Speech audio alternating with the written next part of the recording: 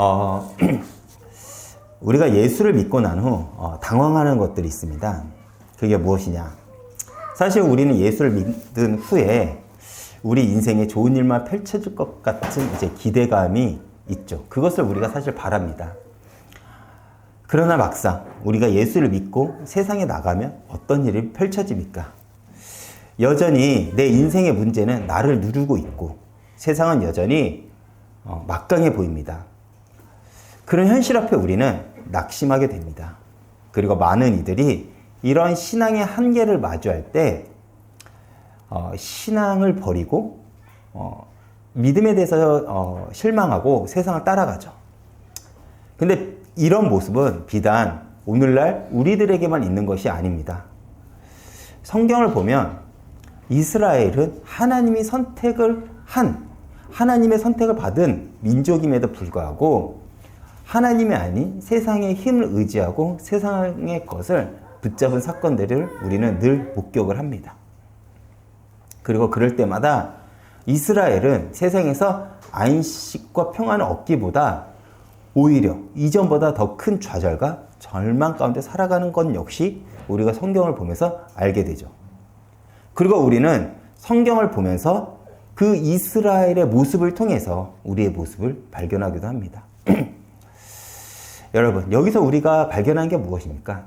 한 번의 성령의 역사, 한 번의 큰 은혜가 내 인생의 전체 신앙을 좌지우지하지 않는다는 것입니다. 그때는 그때 은혜가 있고 우리는 오늘의 은혜를 받아야 된다는 것이죠. 여러분, 우리가 왜 성경을 볼까요? 하나님을 알기 위해서입니다. 더 나아가 우리의 이런 한계에도 불구하고 구원을 끌어가시는 하나님의 열심을 배워가기 위해서 우리는 성경을 보는 것이죠. 그리고 그 기대가 있기에 우리는 지금도 예배 자리에 나와서 하나님의 말씀을 듣고 하나님의 임재를 기대하는 것입니다. 우리가 오늘 본문을 보기 전 지난주 다윗은 기름 부음 받은 사건을 우리가 함께 알아보았죠. 기름 부음을 받았다는 것은 무엇을 의미하는 것이죠? 왕이 되었다는 것을 의미합니다. 그렇죠. 그러나 그 기름 부음을 받은 다윗 앞에 놓여진 현실은 무엇입니까? 바로 왕이 되는 것이 아니라 사울의 왕궁에 들어가 악신에 들려 고통받는 사울에게 수금을 타서 낫게 하는 것이 바울이 기름을 부음 받고 난 후 첫 번째 받은 미션입니다. 여러분들은 이 상황이 이해가 가시나요? 사울은 어떤 왕이죠? 악신에 들린 존재입니다. 그리고 이후 사울은요, 다윗을 질투해서 다윗을 죽이고자 하는 것이죠. 죽이고자 하죠. 그가 왕으로 가는 그 길목의 첫 번째 수업은 자신이 왕을 될 준비를 하는 것이 아니라 이미 하나님이 버린 자를 섬기는 자리에 가게 하셨다는 거예요.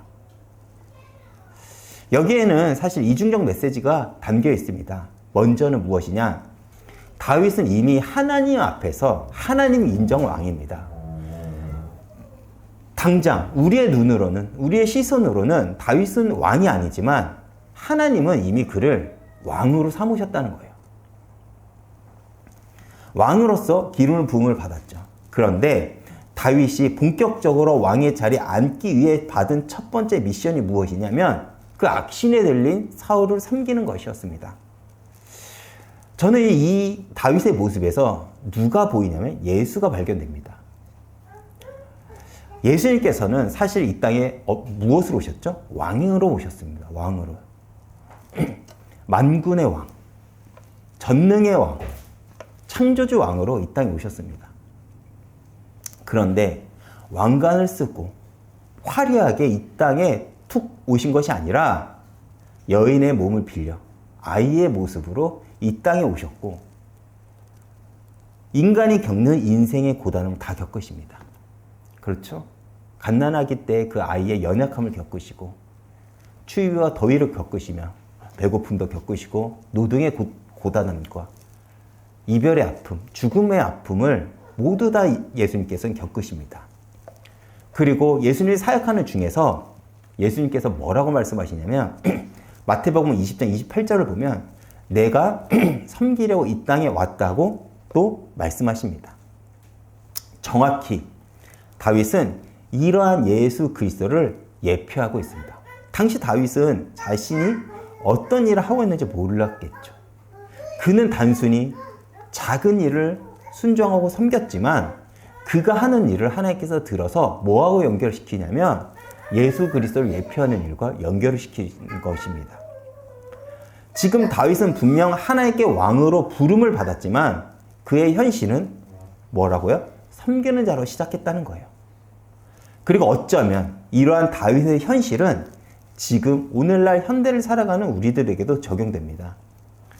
요한복음 1장 12절 뭐라고 여러분 잘 알고 계시죠? 영접하는 자, 곧 그 이름을 믿는 자에게는 하나님 자녀가 되는 권세를 주셨으니라고 했습니다. 그렇다면 이제 우리는 하나님 자녀가 되는 권세를 가지고 어떤 문제를 해결하거나 풍요로운 삶의 응답을 기대합니다. 그렇죠. 우리가 전도를 할 때 이 말씀을 하나님의 이 성경 말씀을 전하면서 권세에 대한 얘기를 우리가 하죠. 그러면서 우리를 그 상대에게 그리고 말씀을 전하는 상대에게 그리고 우리가 가지고 있는 기대가 뭐죠? 그 권세를 가지고 우리가 세상을 이길 수 있다고 우리가 말을 하잖아요. 그때 우리가 가지는 기대가 뭐죠? 세상에서의 그 문제가 해결되거나 세상에서 그 풍요로운 삶이 아닙니까? 그러나 우리가 예수를 믿고 난 후 펼쳐진 현실 혹은 사명이 무엇입니까? 바로 삶의 자리에서의 섬김입니다. 예수를 믿는다는 이유로 가정에서, 직장에서, 교회에서 우리는 그 섬김을 통해서 하나님 나라를 경험하고 더 나아가 그때 비로소 우리는 그리스도의 자녀의 권세를 누립니다. 이런 표현이 있죠. 가사에. 찬양 가사에. 져서 승리하는 길. 이 말 이해가 가십니까? 졌는데 승리하는 길이라 합니다. 이것은 기독교가 아니면 우리 이해 안 가는 표현이죠. 다시 말해 우리가 어떻게 하나님 나라의 그 권세를 누릴 수 있냐? 바로 섬김을 통해서 비로소 가능하다는 것입니다. 이것이 여러분들 이해가 가시나요? 그러나 이것이 하나님의 방법이며 교회가 세상을 승리하는 비밀입니다. 오늘날 교회는 세상을 섬기려고 하지 않아요. 약자를 섬기려고 하지 않고 군림하려고 하죠. 오늘날 저와 같은 목사들은 교회에서 군림하려고 하고 높은 직분을 가진 이들도 군림하려고 하죠. 그렇기 때문에 세상과 다를 바 없는 그 교회의 모습 때문에 세상은 교회를 버린 것입니다. 다시 돌아가 두 번째 의미는 다윗은 귀신 들린 사울에게 귀신을 내쫓음으로써 그가 왕으로서 한 첫 번째 사역이 뭐라고요? 영적으로 평안함을 주는 사역을 합니다. 여러분, 예수님이 이 땅에 오신 원래 목적이 무엇이죠? 귀신 들린 세상에서 귀신을 결박하고 이 땅에 무너진 모든 질서를 바로잡기 위해 또한 혼돈과 어둠을 물리치기 위해서 예수님이 이 땅에 오셨습니다. 다시 말해 사울이 악령에 붙잡혀 고통받고 있을 때 다윗이 수금을 탈 때 악령이 떠나가게 되죠. 이러한 다윗의 사역은 또다시 그리스도를 예표하게 됩니다. 요한복음 10장 10절에 예수님께서 이 땅에 오신 이유를 이렇게 설명합니다. 생명을 얻게 하고 그 생명을 더 풍성히 얻게 하는 것. 내가 이 땅에 왜 왔는지 아니? 내가 너에게 생명을 주고 너희가 살아가면서 내가 준 그 생명을 더 풍요롭게 누리게 하기 위해서 내가 이 땅에 왔다라고 말씀을 하십니다. 그리고 우리들에게도 이러한 주님의 사역을 맡기시죠. 에베소서 2장 2절에서 3절을 보면 그때 너희는 그 가운데 행하여 이 세상의 풍조를 따르고 공중 권세 잡은 자를 따랐으니 곧 지금 불순종의 아들들 가운데서 역사는 영이라. 전에는 우리도 다 그 가운데서 우리의 육체의 욕심을 따라 지내며 육체와 마음이 원하는 것을 하여 다른 이들과 같이 본질상 진노의 자녀였더니 라고 했습니다.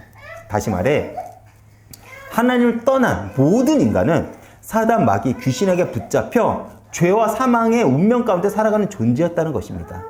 그러한 하나님이 우리에게 주신 사역은 무엇입니까? 예수님이 오신 목적, 예수님이 우리에게 생명을 주기 위해 이 땅에 오신 것처럼 우리 역시 죄와 사망 가운데 살아가는 이들에게 생명을 주는 것이 어쩌면 우리에게 맡겨진 사명이 아닐까요? 이렇듯 다윗은 왕으로서 부름을 받았지만 섬기는 자로 시작했고 동시에 그는 악령에 시달린 사울에게 복음의 평안함을 줌으로써 영적 전쟁을 한 것입니다. 이러한 과업은 사실 왕이 되기 위해 가장 중요한 준비의 과정이었다는 거예요. 왜 그렇죠? 앞으로 다윗은 왕이 되었음에도 어떤 자세를 끊임없이 취합니까? 백성을 섬기고 이방 나라 전쟁에서 하나님의 백성을 지키며 이러한 사역은 계속 이어집니다.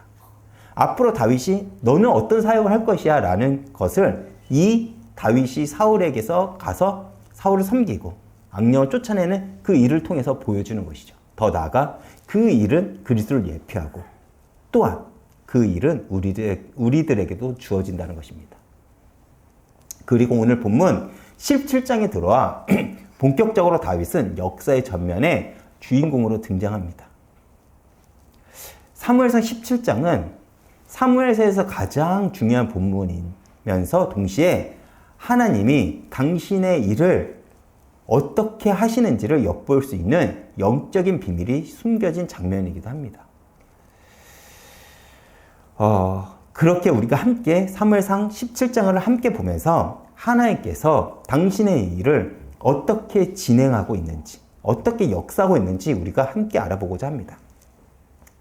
오늘부터 우리가 함께 알아보고자 하는 사무엘상 17장은 누가 등장하죠? 다윗과 골리앗이 등장합니다. 다윗과 골리앗. 얼마나 유명하냐면 예수를 믿지 않는 이들도 이 다윗과 골리앗이라는 그 상징적인 사람들을 다 알고 있습니다. 이 사건은 너무나도 유명한 사건이죠. 그런데 중요한 것은 이 사건이 단지 내가 알고 있는 사건으로만 끝나면 안 됩니다. 사무엘상 17장의 이 사건이 오늘 내 삶에 연결되어 적용될 때 우리는 그때 하나님의 역사를 경험할 수 있을 거예요. 그렇다면 이 사건이 어떻게 내 삶과 연결되는지 우리가 함께 몇 주간 동안 함께 알아보겠습니다. 이스라엘은 역사적으로 보면요, 블레셋과의 악연이 굉장히 깊음을 우리는 성경을 보면 쉽게 알 수 있습니다. 그렇죠. 사실 블레셋과의 갈등은 이스라엘의 불신앙으로 인함을 우리가 잘 알고 있습니다. 이제는 우리가 함께 알아보았죠. 여호수아 11장 21절에서 23절을 보면 하나님이 분명 여호수아에게 그리고 이스라엘에게 뭐라고 명령하시죠? 가나안 모든 땅을 그리고 모든 민족을 정복하라고 합니다. 그리고 진멸하라고 하죠. 왜요? 그 씨가 분명히 너희에게 가시가 될 것이기 때문에 하나님은 그 불신앙의 씨를 처음부터 잘라내라고 합니다. 그럼에도 이스라엘은 가나안을 정복하다 가사와 가드 그리고 아스도를 남겨뒀죠. 그리고 그 남겨둔 그 지역에서 블레셋이라는 나라가 세워집니다. 그렇다면 왜 이렇게 자신이 위협이 될 만한 이 지역을 이스라엘을 남겨두었을까요? 여호수아가 점령하던 그 시대 때에는 그 지역은 힘의 논리로 절대로 이스라엘에 위협이 되지 않을 거라고 생각을 했어요. 이렇게 힘이 없고 이렇게 우리에게 대들 용기가 없는데 좀 남겨두면 좀 어떻겠어 라고 생각을 한 겁니다. 왜 그랬을까요? 이스라엘이 보기에는 그들의 문화가 너무나도 화려하고 너무나도 매력적이었기 때문에 그렇습니다. 이후 이스라엘은 가나안 우상의 문화에 그러나 매이게 되죠. 끊임없이 그 문화가 이스라엘에 들어와 이스라엘이 우상을 섬기게 되는 그 단초를 제공하게 됩니다. 그러니까 계속 이스라엘 역사 가운데 어떤 일이 벌어지죠? 하나님을 섬기지만 동시에 다른 우상도 섬깁니다. 다시 말해 그 문화가 세상 문화와 그 하나님이 명령한 그것이 섞이게 되는 그 끔찍한 혼종이 발생하게 됩니다. 무엇이 옳고 무엇이 그른지를 분별할 수 없는 그 시대가 이스라엘에 오게 돼요. 이거 여러분들은 굉장히 이해가 잘 되실 것입니다. 우리가 신앙생활을 하죠. 근데 신앙생활하면서 우리가 고민이 무엇이죠? 무엇이 하나님의 뜻이고 무엇이 세상 일인지 우리가 구분하기가 너무나도 어렵지 않습니까? 무엇이 죄고 무엇이 복음을 선택하는 일인지도, 무엇이 옳은 교회의 선택이고 무엇이 그렇지 않은지 우리도 굉장히 어렵습니다. 왜 그래요? 처음부터 우리는 그것을 끊어내지 못했기 때문에 그래요.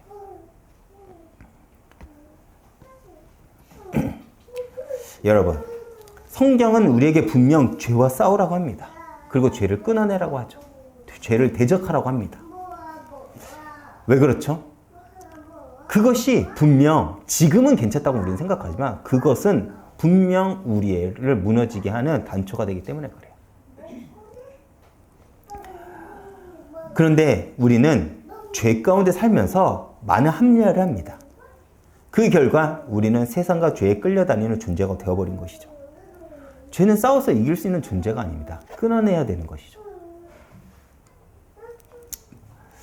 하나님은 이스라엘이 우상의 문화에 끌려갈 때마다 블레셋을 통해 이스라엘을 심판하는 하나님의 도구로서 역할을 하게 합니다. 이는 우리에게 많은 신앙적 메시지를 주죠. 하나님은 성도가 죄를 짓고 세상 속에 살아도 괜찮게 살지 않으신다는 거예요. 정말 내가 하나님께 택한 백성이라면, 내가 정말 하나님의 자녀라면, 내가 정말 참된 성도라면 하나님은 우리가 죄를 지어도 괜찮게 살아가지 않게 하신다는 거예요. 만약에 내가 세상 방법대로, 세상 기준대로 세상을 따라 살아가는데 내 삶에 아무 문제가 없다. 구원을 의심해 봐야 됩니다. 왜요? 정말 하나님의 백성이라면 그게 너무나도 싫겠죠. 제가 아이를 키우는데 아이가 어떤 불량 학생들과 어울려 다니는 것을 제가 가만 보고 있겠습니까? 사랑한다면요? 그렇죠. 마찬가지입니다. 혼내서라도 그 관계를 끊어내겠죠. 하나님 역시도 그렇게 한다는 거예요. 너가 그 죄 가운데, 죄와 사망 가운데 살아가도록 그냥 두지 않는다는 거예요. 내 안에 거하게 하기 위해서 하나님은 우리가 보기엔 심판이지만 하나님은 사랑의 책망을 우리에게 하신다는 것이죠. 우리는 교회가 되기에 하나님은 그대로 죄 가운데 우리가 살게 놔두지 않는다는 것입니다. 왜요? 교회는 하나님의 영광을 드러내고 예수를 세상에 소개해야 하기 때문에 그렇습니다. 그렇기에 세상이 더 나아가 죄가 우리 삶의 중심이 되어서는 안 되겠죠. 다시 돌아가 이스라엘은 블레셋과의 전쟁마다 언제나 자신들의 힘이 아닌 하나님의 도우심으로 언제든 전쟁에서 승리하게 됩니다. 그리고 또다시 어느 순간 사울이 그리고 이스라엘이 하나님을 놓치게 됩니다. 그리고 또다시 블레셋은 이스라엘을 공격하죠. 1절과 2절을 제가 빠르게 읽어보겠습니다. 블레셋 사람들이 그들의 군대를 보고 싸우고자 하여 유대에 속한 소고에 모여 소고와 아세가 사이에 에베스 담민의 진을 치매 사울과 이스라엘 사람들이 모여서 엘리의 골짜기에 진을 치고 블레셋 사람들을 대하여 전열을 벌였으니 에베스 다님의 뜻은 어떤 의미를 가지냐면 피의 경계선이라는 의미를 가집니다. 다시 말해 여기서 전쟁이 굉장히 많이 일어났고 많은 사람이 이 지역에서 죽었다는 거예요. 여기는 이스라엘과 블레셋의 아마 경계인 것 같습니다. 그리고 굉장히 많이 블레셋이 쳐들어왔고 그곳에서 굉장히 많은 전쟁 가운데 많은 이들이 거기서 죽었다는 겁니다. 그리고 지금 또 블레셋은 유대의 국경선 안까지 쳐들어와 진을 치고 있는 상태입니다. 그리고 이스라엘 역시도 블레셋을 대항하기 위해 반대편에 진을 치고 골짜기 사이를 두고 진을 치고 서로 경계하고 있는 것이죠. 이때 한 상징적인 인물이 등장합니다. 제가 4절에서 7절까지 빠르게 읽어보겠습니다. 블레셋 사람들의 진영에는 싸움을 도두는 자가 왔는데 그의 이름은 골리앗이요 가드 사람이라. 그의 키는 6규빗 한 뼘이며 머리에는 노투구를 썼고 몸에는 비늘 갑옷을 입었으니 그 갑옷의 무게가 놋 5,000세겔이며 그 다리에는 놋 각반을 쳤고 어깨 사이에는 놋 단창을 메었으니 그 창 자루는 배틀채 같고 창날은 철 600세겔이며 방패를 든 자가 앞서 행하더라. 가드 사람 골리앗이 등장합니다. 성경에서 골리앗이 6규빗 한 뼘이라고 이야기하지 않았습니까?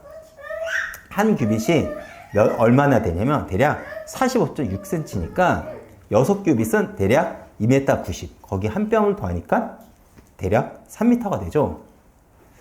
3m의 키를 가진 장군이 골리앗입니다. 그리고 그가 키만 큰 것이 아니라 힘이 어느 정도로 세냐면 그가 입은 갑옷의 무게는 지금으로 따지면 대략 60kg 정도가 됩니다. 갑옷의 무게만요. 그리고 창 전체가 아니라 창 끝에 창 날만 7kg이에요. 즉 보통 사람으로는 상상할 수 없는 덩치와 힘을 가지고 있는 자가 골리앗입니다. 그리고 골리앗 앞에 방패를 든 군사들 쭉 앞에 서 있는 거예요. 그 자가 나와서 지금 뭐라고 하냐면 이스라엘을 지금 조롱하고 있는 거예요. 8절입니다. 그가 서서 이스라엘 군대를 향하여 외쳐 이르되 너희가 어찌하여 나와서 전열을 벌이느냐? 나는 블레셋 사람이 아니며 너희는 사울의 신복이 아니냐? 너희는 한 사람을 택하여 내게로 내보내라고 합니다. 블레셋이 지금 자신이 보기에 이스라엘이 굉장히 가소로워 보여요. 자신을 대적할 이가 한 명도 보이지 않는 것입니다. 그렇기에 야 너희들이 자신 있으면 한 명이 나와서 나랑 싸움을 하자. 나랑 전쟁을 하자. 1대1로 전쟁을 하자. 이렇게 도발하고 있는 것입니다. 당시 고대 사회에서 전쟁의 방법 중 하나가 각 진영의 대표 한 사람씩 나와서 이긴 쪽이 승리하는 방식을 가지고 있었습니다. 이것이 다시 전쟁에서 이겨서 승리해서 가자 그것이 아니라 이렇게 우리가 생각하면 됩니다. 여러분 트로이라는 영화 기억나시나요? 거기서 이런 비슷한 장면이 나오죠. 그 영화를 보면 고대 그리스 제국과 트로이 제국이 전쟁을 하게 되는데 그리스 영웅인 아킬레스와 트로이 왕자가 나와서 1대1로 전투를 벌이는 장면이 나오죠. 그때 아킬레스가 그 트로이 왕자 헥토르를 죽이고 이제 헥토르가 지면서 트로이가 전쟁에서 패배하게 되는 원인을 제공하게 되죠. 그렇죠. 그 장면 여러분들 기억나시죠? 브래드 피트가 굉장히 멋있게 전투를 벌이자. 저는 그때 너무나도 멋있어가지고 저렇게 멋있는 배우가 있나 생각을 해봤습니다. 영화상이긴 하지만 고대 사회에는 이런 전투 방법이 종종 있었음을 알게 되는 장면이기도 하죠. 왜 이렇게 1대1로 전투를 하냐면 단순히 그걸로 전쟁이 끝나는 것이 아니라 그 1대1 전쟁을 통해서 승리하는 자가 사기가 오르겠죠. 그렇죠. 사기가 오를 거 아닙니까? 전쟁에서 군사들의 사기는 승리의 가장 중요한 요소 중 하나입니다. 근데 그 나라의 군사의 대표가 나와 싸웠는데 졌다면 그 군대의 사기는 완전히 꺾일 겁니다. 그렇죠. 우리나라에서 가장 강한 자가 나와서 싸웠는데 졌다고 생각을 해보세요. 사기가 꺾였겠죠. 그러면 본격적으로 전쟁이 시작하면 최고의 장군을 잃고 사기가 꺾인 나라는 아마 시작하자마자 도망가거나 패배할 것이에요. 그런 요소가 있기 때문에 그러한 전쟁을 한 겁니다. 그런 방법을 선택을 한 것이죠. 그렇기에 사전에 골리앗은 이스라엘 사기를 꺾고자 블레셋의 최고의 장군 골리앗이 나서서 뭐 하고 있는 거예요? 이스라엘을 지금 조롱하고 있는 것입니다. 그리고 그 골리앗은 어디 사람이라고 성경을 소개하고 있나요? 가드 사람이라고 합니다. 가드. 어떤 곳입니까? 쉽게 말해 당시 거인족이 살고 있는 지역이었다고 합니다. 그 지역은 골리앗과 같은 거인들이 살고 있는 지역이에요. 그런데 사무엘상 4장을 보면요. 이스라엘이 블레셋과 전쟁을 하게 되는 장면 우리가 기억하시죠? 이때 이스라엘은 전쟁에서 승리하기 위해 어떤 행동을 하죠? 하나님의 괴를 전쟁터에 가져갑니다. 그러나 그런 방법을 써도 이스라엘은 블레셋과 전쟁에서 패배하게 됩니다. 그리고 블레셋은 자신들이 승리한 그 전리품으로 언약궤를 자신들의 신인 있는 그 다곤을 모시는 다곤 신당으로 가져갑니다. 왜요?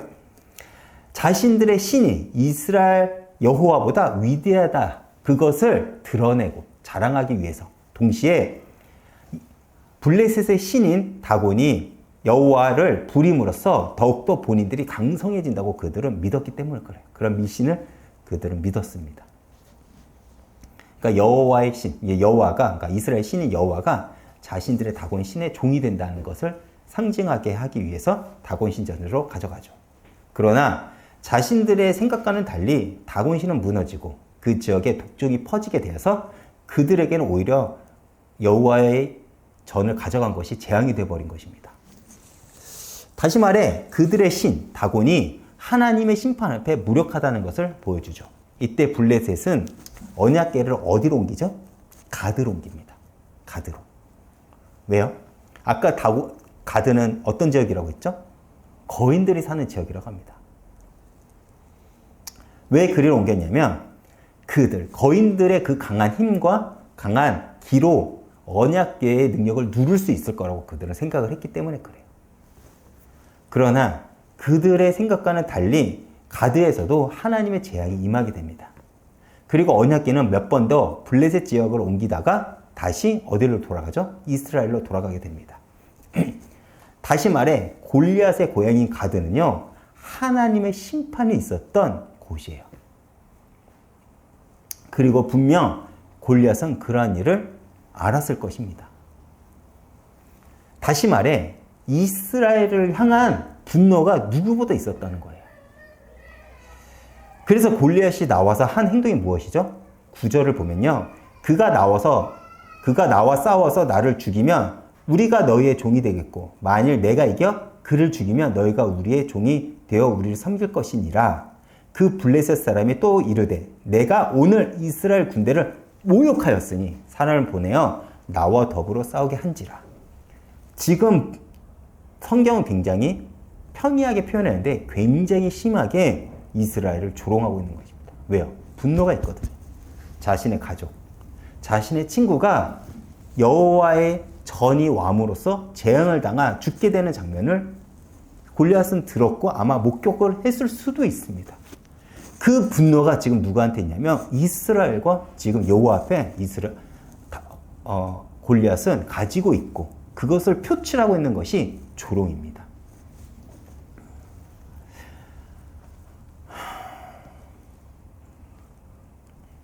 그리고 그의 조롱에 이스라엘 반응은 무엇입니까? 11절입니다. 사울과 온 이스라엘 사람들이 블레셋 사람의 이 말을 듣고 놀라 크게 두려하니라.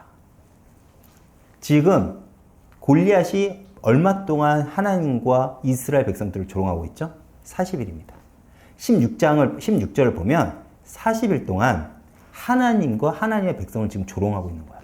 그런데 그 조롱을 이스라엘은 듣고 있으면서 자신들이 하나님이 선택한 백성임에도 불구하고 어떤 반응도 하지 않고 오히려 두려워하고 있다는 것입니다. 왜요? 그들이 지금 보기에는 골리앗은 어떻게도 이길 수 없을 것 같이 너무나도 막강한 상대처럼 보이거든요. 그래서 사울과 이스라엘은 골리앗의 존재에 놀라서 두려워 떨고 있다고 합니다. 놀라다. 이 단어의 원어의 의미는요, 혼란과 두려움으로 부서뜨리다 라는 의미를 가져요. 다시 말해 골리앗의 등장은 그들의 마음을 부서뜨리고 있다는 것입니다. 그런데 여러분 한번 생각해 보십시오. 사울도 덩치로 생각하면 어디 가서 뒤지지 않습니다. 사울도 보통 사람보다 머리 하나가 더 있다고 성경은 기록을 합니다. 즉 사울 역시 그 힘과 덩치는 어디 가서 밀리지 않는다는 것이죠. 그러나 골리앗의 존재는 다릅니다. 아예 종이 달라요. 3m 가까이 되면 그가 가진 힘은 보통 사람들의 상식을 뛰어넘습니다. 그래서 그가 앞에 서니까 사울과 온 이스라엘 사람들이 놀라 마음이 부서져서 두려움에 떨고 있다고 지금 성경은 우리에게 말하고 있어요. 근데 우리가 너무나도 잘 알고 있듯이 이 골리앗은요, 오늘날 세상을 상징합니다.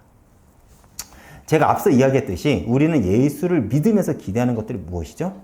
문제가 해결되고 더 나아가 세상에서 성공하는 삶을 사는 것입니다. 우리가 믿음이 있고 믿음의 고백을 할 때 무엇이죠? 세상을 정복해라. 세상에서 승리해라. 우리 아이들한테 우리가 그런 말 많이 했죠. 그런 용기를 많이 주지 않습니까? 너희는 이 세상의 주역이야. 하나님 믿고 세상을 정복하고 세상에서 승리해라. 세상을 나가지 않는 아이들은 그 말을 듣고 아멘. 내가 하나님 믿으면 내가 위대해질 수 있구나. 내가 하나님을 믿으면 내가 승리할 수 있구나 라고 우리는 생각을 합니다. 그런데 우리가 예수를 믿고 세상에 나가면 우리가 마주한 현실은 뭐죠? 골리앗이 우리 앞에 있는 거예요. 그 두려운 현실이 우리 앞에 있는 것입니다. 그 큰 세상이 우리 앞에 펼쳐진다는 거예요. 그때 많은 성도들이 어떻습니까? 돈이라는 골리앗, 권력이라는, 성공이라는 그 골리앗, 그 세상이라는 골리앗 앞에 내 마음이 산산이 부서져 두려움 속에 살고 있는 거예요. 왜 우리가 돈을 쫓죠? 왜 우리가 권력을 쫓죠? 하나님보다 그것이 더 두렵기 때문에 그렇습니다. 그렇게 사단의 종노릇을 하며 세상의 방법과 방식을 따라가는 겁니다. 여러분, 사단이 우리를 공격하는 방법이 무엇인 줄 아십니까? 바로 두려움이에요. 두려움을 주면 아무것도 못하기 때문에 그렇습니다. 그래서 성경에서 하나님은 어떤 사명을 우리에게 주고자 할 때 가장 먼저 명하신 내용이 무엇이죠? 여호수아서 1장 9절을 보면 이런 말이 있습니다. 가나안 정복을 앞두고 하나님이 여호수아에게 이렇게 말해요.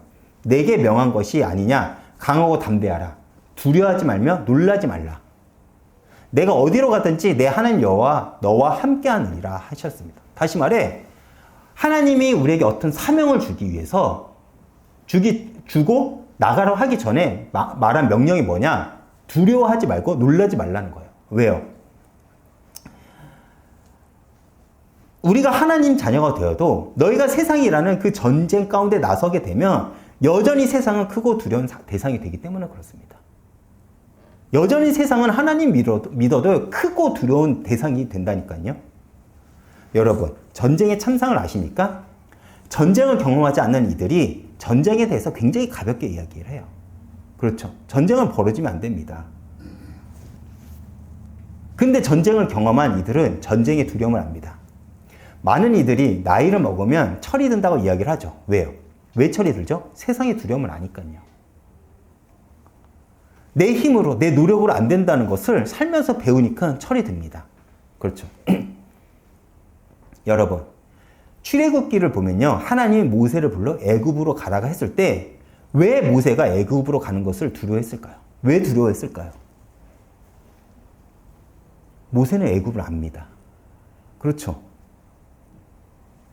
애굽의 강함을, 애굽의 잔인함을, 애굽의 집요함을 알기에 모세는 바로 앞에 서는 것을 두려워했던 거예요. 그렇죠. 알면 무서워요. 모르니까 용감한 거죠. 그때 하나님이 모세에게 뭐라고 하죠? 내가 너와 함께 하겠다고 합니다. 그 두려움 앞에 서 있는 모세에게요. 그 애굽을 알고 있는 모세에게 뭐라고 하냐면 내가 너와 함께 하겠다고 말해요. 이게 무슨 말입니까? 내가 애굽보다 크다는 거예요. 내가 바로보다 강하다는 거예요. 내가 세상보다 크다고 하나님은 우리에게 말하는 겁니다. 세상 마저 커. 두려운 존재야. 그러나 예수를 믿는 게 뭔지 알아? 하나님이 세상보다 크다는 것을 아는 것이 예수를 믿는다고 말하는 거예요. 하나님을 믿는다고 하더라도 세상은 여전히 크고 막강합니다. 우리가 이렇게 말을 하죠. 내가 예수를 믿고 기도하는데 정말 변화가 될까? 정말 내 기도가 응답이 될까? 막강한 세상에 나의 신앙이 보이지 않는 것, 그게 우리가 세상 앞에 섰다는 것입니다.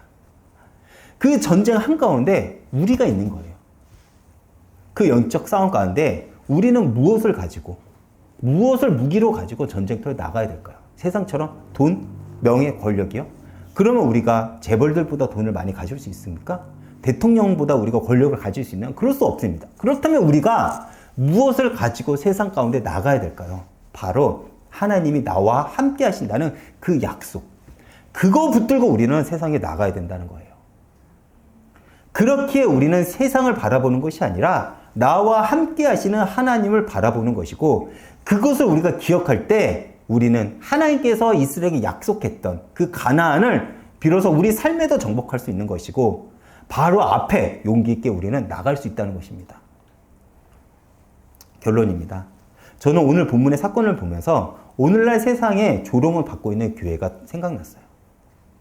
실제 사울의 나라의 모독은 골리앗의 강함이 아니라 하나님은 사울을 떠났기 때문에 벌어진 비참한 결과라는 거예요. 다시 말해, 하나님이 우리와 함께 하신다면 세상은 우리를 덮친다는 것입니다.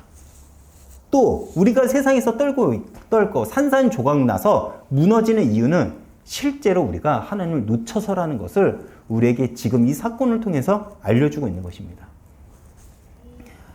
여러분, 지금 골리앗이 이스라엘을 뭐라고 부르면서 조롱하고 있죠? 사울의 신복이라고 얘기를 합니다.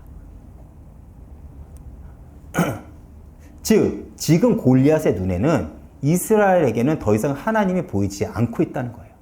그렇죠. 너희가 하나님의 백성이라고 말하는 것이 아니라 사울의 신복이라고 합니다. 다시 말해, 우리도 하나님이 지금 나와 함께 하지 않는다면 세상의 조롱, 세상의 공격을 받을 수밖에 없는 것입니다. 오늘날 교회가 왜 조롱을 받죠? 부끄럽지만 세상이 보기에 교회에 지금 하나님이 함께하지 않고 있기 때문에 그렇습니다. 하나님을 말하지만 하나님이 교회와 함께하지 않는 거예요. 그래서 세상은 하나님을 두려워하지 않고 교회를 마음껏 조롱하는 것이고, 교회는 골리앗과 같이 보이는 세상의 존재와 그 조롱에 놀라 마음이 깨어 흩어져 두려워하고 있습니다. 왜 오늘날 신학교가 점점점 신학생이 줄어든지 아십니까? 세상이라는 골리앗 앞에 두려워서요. 먹고 사는 문제 때문에 그렇지 않습니까? 저도 사실 거기서 벗어나지 못합니다. 그렇죠. 하나님보다 먹고 사는 일이 우선이 됩니다. 하나님보다 내 자녀의 교육이 먼저가 된다는 거야. 왜요? 두려우니까요. 너 이렇게 안 하면 너 망할 거야. 너 정말로 고통스러울 거야. 그 두려움이 있기 때문에 선뜻 교회를 세우는 일을 힘쓰지 못합니다. 우리가 왜 예수를 믿지 못하죠? 세상이 예수보다 강해 보이기 때문에 그렇습니다. 세상의 말이 맞아 보이기 때문에 그래요. 더 나아가 예수님의 말씀이 나에게는 추상적으로만 들립니다. 그래서 우리는 예수님을 신뢰하지 못하는 거예요. 여러분, 하나님을 놓치면 우리는 두려움 속에 살아갈 수밖에 없습니다. 문제가 해결되고 내가 성공한 인생을 살아서 우리가 담대해지는 것이 아닙니다. 하나님이 나와 함께 하심을 내가 알고 붙잡을 때 우리는 담대해지는 거예요. 만약 내가 세상에서 성공이, 내 세상에서 강함이 나의 담대함의 징표라면 나보다 강하고 나보다 성공한 사람 앞에 있으면 우리는 다시 두려움에 떨 것입니다. 그렇죠. 그러니까 우리는 하나님을 붙잡는 거예요. 그래서 가나안 정복을 앞둔 여호수아에게 하나님이 뭐라고 하죠? 여호수아서 1장 7절을 보면 이렇게 말합니다. 오직 강하고 극히 담대하여 나의 종 모세가 너에게 명령한 그 율법을 다 지켜 행하고 우로나 좌로나 치우치지 말라. 그리하면 어디 가든지 형통하리라. 뭐라고요? 극히 담대하라. 근데 그 담대함의 방법이 뭐라고요? 율법을 다 지켜 행하고 우로나 좌로나 치우치지 말라는 거예요. 여러분, 이것이 형통함의 비밀이라요. 우리가 왜 예배를 드리고 왜 기도를 하고 왜 섬깁니까? 형통함의 비밀이 거기 있기 때문에 그래요. 왜 우리가 말씀을 지켜 살기 위해 몸부림을 치죠? 거기에 형통함의 비밀이 있기 때문에 그렇습니다. 밀어내서가 아니에요. 아둔해서가 아닙니다. 그 속에 참된 담대함과 그 형통함이 그 안에 있기 때문에 우리는 그 길을 가는 겁니다. 그것이 우리가 이 땅에 살면서 담대해질 수 있는 비밀이고, 더 나아가 우리 삶이 형통함으로 채워줄 수 있는 유일한 방법이기 때문에 그래요. 그래서 우리는 세상에서 무엇을 먹을까, 무엇을 마실까 고민하는 것이 아니라 우리의 먼저 된 고민은 어떻게 하나님을 더 붙잡을까, 어떻게 하나님과 가까이 할까, 어떻게 내가 하나님과 함께 걸을까, 그 고민이 우리에게 늘 우선이 되어야 된다는 것입니다. 그것이 없으면 아무것도 소용이 없다는 거예요. 그리고 그 몸부림이 있어야 됩니다. 그렇죠. 지식을 자랑해요. 나보다 더 뛰어난 지식을 가진 자 앞에 두렵겠죠. 쫄겠죠. 내 경제를 자랑해요. 나보다 더 많은 경제력을 가진 이 앞에 서면 우리는 두려울 것입니다. 그러나 하나님을 붙잡은 사람은 다릅니다. 그렇기 때문에 우리는 순교의 자리까지 갈 수 있는 거예요. 마태복음 6장 33절입니다. 이런 말이 있죠. 그런즉 너희는 먼저 그의 나라와 그의 의를 구하라. 그리하면 이 모든 것이 뭐라고요? 너희에게 더하시리라. 이 주님의 약속을 여러분 지금 믿으십니까? 그렇다면 이제부터 저와 여러분의 삶의 우선순위는 무엇이 되어야 될까요? 바로 하나님 나라입니다. 하나님을 붙잡는 것입니다. 하나님을 의지하는 것입니다. 더 나아가 하나님이 나에게 주신 이 생명의 복음을 어떻게 나를 넘어서 세상에 흘릴 수 있을까입니다. 왜요? 그것이 우리가 지금 마주한 영적 전쟁 한가운데 우리가 있기 때문에 그렇습니다. 과거 구약시대의 영적 전쟁은 실제로 이방 나라와의 전쟁이에요. 이스라엘이 지금 전쟁을 하잖아요. 그들에게 느끼는 이 전쟁은요, 영적 전쟁이에요. 지금 그들에게는요. 당시 이스라엘도 그랬다니까요. 왜 이렇게 이방 나라와의 전쟁에서 그렇게 목숨을 다했냐? 그것이 실제 영적 전쟁과 연결이 되었기 때문에 그렇습니다. 그 땅에 메시아가 올 것이고 그 땅에 하나의 나라가 임할 거라는 그들은 전쟁을 통해서 그 나라를 세운 데 있어서 그들은 실제적으로 그걸 느끼고 있어요. 경험하고 있습니다.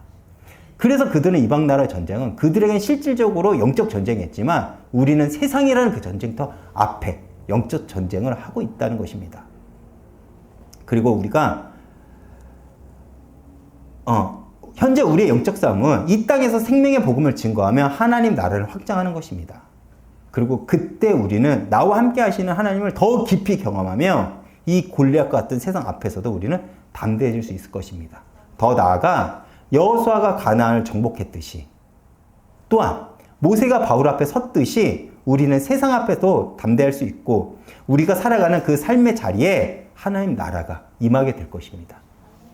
하나님이 나와 함께 하시면 여러분 잊지 말고 기억하시면서 골리앗과 같은 세상 가운데서도 담대하며 승리하시길 축원드리겠습니다. 제가 오늘 찬양은요, 믿음과 삶을 준비했습니다. 우리는 나 자신만을 보면 낙심할 수밖에 없어요. 그리고 우리 삶에 골리앗이라는 문제, 고난, 세상의 크기는요, 우리를 더욱더 절망하게 합니다. 어떻게 우리 스스로의 힘으로 골리앗과의 그 싸움에서 승리할 수 있겠습니까? 불가능하죠. 그러나 창조주 하나님, 전능하신 하나님을 바라보면 다릅니다. 왜요? 하나님은 모든 것을 역전하실 수 있는 창조주이시기 때문에 그래요. 그분이 나와 지금 함께 하신다고 하나님은 약속하십니다. 그보다 더 큰 위로가, 그보다 더 큰 소망이, 그보다 더 큰 힘이 어딨겠습니까? 그리고 주님은 예수로 살아가는 우리의 삶을 통해 영광을 받으신다고 합니다. 오늘 이 찬양을 통해 위로와 은혜를 받으시기를 바라겠습니다.